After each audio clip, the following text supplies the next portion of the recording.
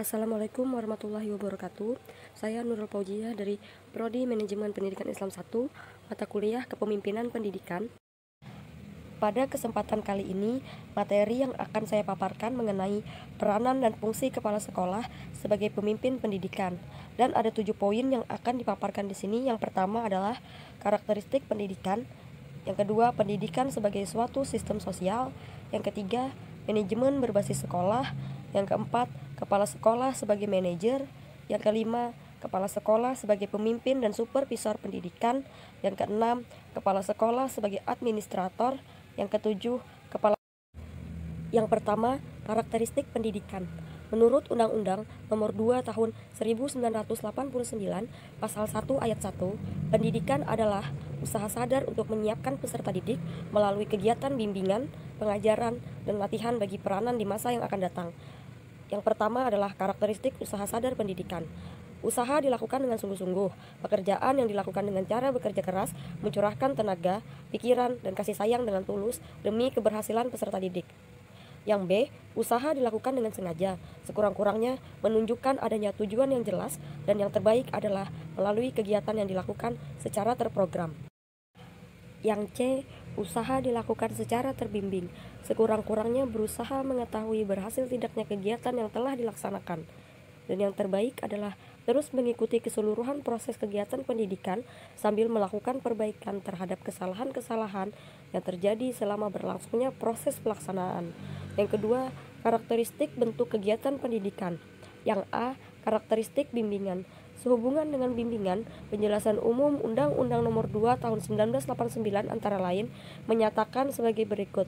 Perluasan pengertian ini dari satu sistem pengajaran nasional menjadi satu sistem pendidikan nasional memungkinkan undang-undang ini tidak membatasi perhatian pada pengajaran saja, melainkan juga memperhatikan unsur-unsur pendidikan kepribadian manusia Indonesia yang bersama-sama merupakan perwujudan bangsa Indonesia, suatu bangsa yang bertakwa terhadap Tuhan Yang Maha Esa, memelihara budi pekerti kemanusiaan, dan memegang teguh cita-cita moral rakyat yang luhur.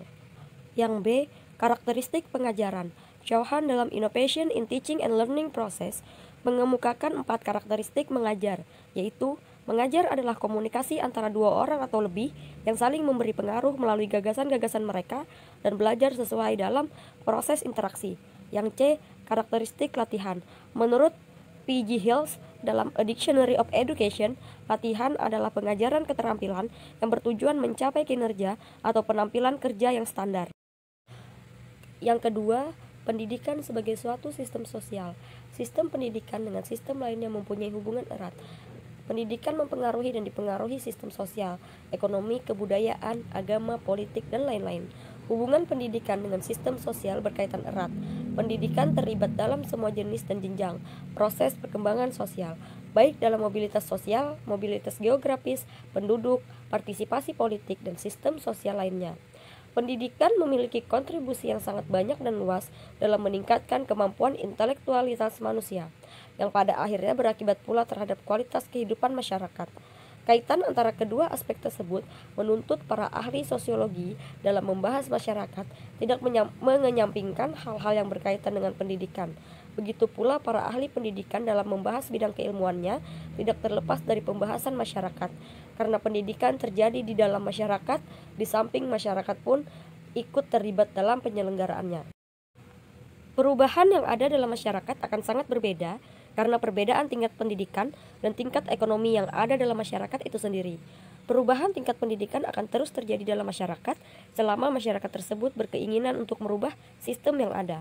Misalnya, masyarakat tersebut ingin merubah status sosialnya. Untuk menunjang perubahan tersebut, masyarakat memerlukan pendidikan sebagai sarana untuk mewujudkannya.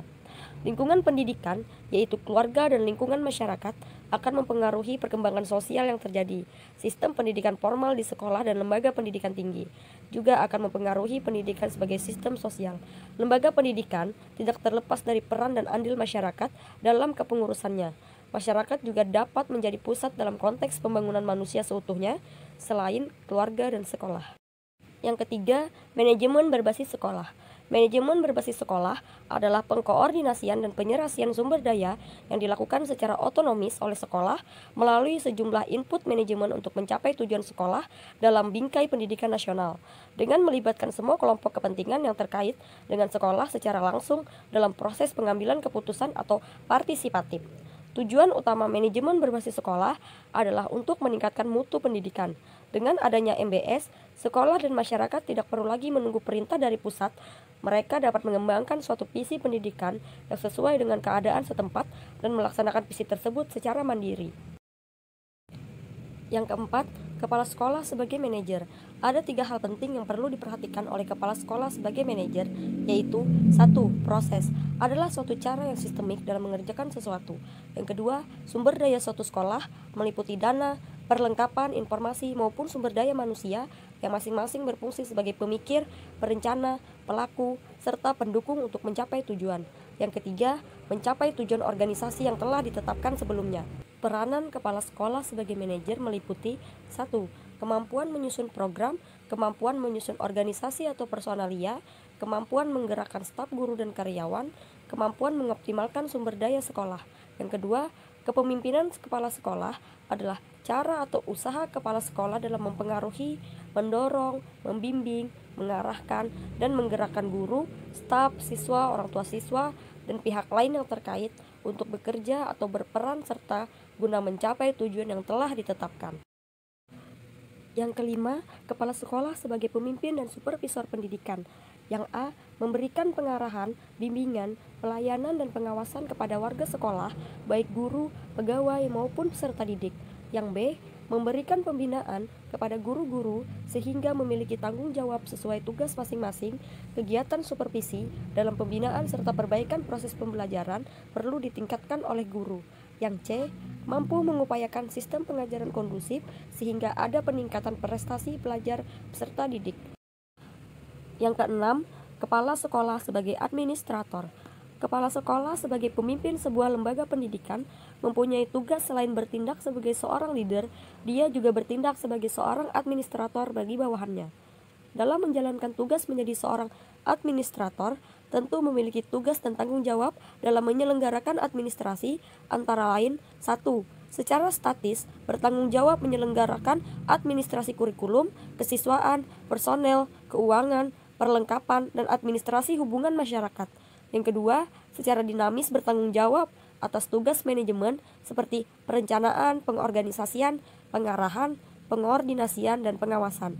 Yang ketiga, hubungan masyarakat dengan menjalin hubungan baik dengan orang tua, siswa, komite sekolah, pemerintah daerah, dan masyarakat luas. 7. Kepala sekolah sebagai koordinator humas. Sebelum menanggapi aspirasi atau opini yang berkembang, kepala sekolah bidang humas melakukan identifikasi dan mengelola opini yang berkembang tersebut, terutama opini negatif yang merugikan citra sekolah. Peran kepala sekolah dalam hal public relation atau humas harus mencapai beberapa poin, diantaranya 1. Mendayagunakan organisasi orang tua murid dan guru dan organisasi tertentu demi kesehatan dan kesejahteraan anak didik. Yang kedua, menggunakan organisasi-organisasi tersebut untuk membantu personal sekolah dalam menentukan, mengembangkan, dan memahami tujuan sekolah. Yang ketiga, menerapkan kepemimpinan untuk meningkatkan partisipasi orang tua dalam menyelesaikan problema sekolah dan masyarakat. Yang keempat, mendorong kunjungan orang tua dan menyediakan fasilitas terhadap kunjungan orang tua ke sekolah dan kunjungan staf ke rumah-rumah siswa. Kelima, mengembangkan metode pelaporan regulasi yang sistematik kepada orang tua tentang perkembangan sekolah. Yang keenam, mendayagunakan partisipasi siswa dalam program hubungan sekolah dengan masyarakat. Yang ketujuh, mengadakan studi dan mempraktekkan teknik-teknik pelatihan guru dan menghandle public relation. Yang kedelapan, mendayagunakan orang tua dan warga masyarakat untuk meningkatkan program hubungan sekolah dengan masyarakat. Yang kesembilan, melihat dengan jelas bagaimana memperbaiki hubungan sekolah dengan masyarakat. Kesimpulan, kepemimpinan kepala sekolah sangat signifikan sebagai kunci keberhasilan bagi proses pembelajaran yang berlangsung di suatu lembaga pendidikan. Pendidikan karakter merupakan internalisasi nilai-nilai positif melalui proses pembelajaran yang baik. Manajemen berbasis sekolah merupakan pengkoordinasian dan penyerasian sumber daya yang dilakukan secara otonomis oleh sekolah melalui input manajemen untuk mencapai tujuan sekolah dalam bingkai pendidikan nasional dengan melibatkan semua kelompok kepentingan yang terkait dengan sekolah secara langsung dalam proses pengambilan keputusan. Yang terakhir, kepala sekolah harus mewujudkan sikap dan gaya kepemimpinan yang fleksibel, demokratis, mampu memberikan teladan bagi bawahannya, sehingga menumbuhkan kreativitas bagi guru dalam memunculkan ide serta mampu menghasilkan pembelajaran yang efektif. Mungkin itu saja yang bisa saya sampaikan mengenai peranan dan fungsi kepala sekolah sebagai pemimpin pendidikan. Kurang dan lebihnya saya mohon maaf. Wassalamualaikum warahmatullahi wabarakatuh.